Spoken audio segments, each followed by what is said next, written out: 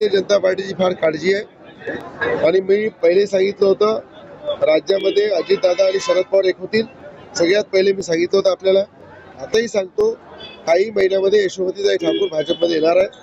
त्यांना वाटतं की कुठे आपला भाजपवर अन्याय नाही झाला पाहिजे, भाजपचं कुठं काही कमी नाही झाला पाहिजे. भाजपला नेहमी मोठ्या प्रमाणात पक्ष तो वाढला पाहिजे भारतीय जनता पार्टी, अशी काळजी यशोमतीताईला आहे. आणि त्याच काळजीपोटी त्या कळकळीची विनंती करताय की भारतीय जनता पार्टी हा आता येणाऱ्या काळात माझा पक्ष राहणार आहे, मी त्या पक्षामध्ये येणार आहे. म्हणून त्या भारतीय जनता पार्टी त्या काळजी करताय. यशोमतीताई ठाकूर लवकरच भारतीय जनता पार्टीमध्ये येतील, हे मी आधी सांगितलं. काळ्या दगडावरची पांढरी रेघ करणार. त्या ठिकाणी जशी मी इलेक्शनच्या आधी मुख्यमंत्र्यांची त्याची भेट करून दिली होती, त्याच पद्धतीनं मी स्वतः त्यांच्याशी मुख्यमंत्र्यांशी बोलून त्यांना वर्षा बंगल्यावर घेऊन जाईल, मुख्यमंत्र्यांची भेट करून देईल.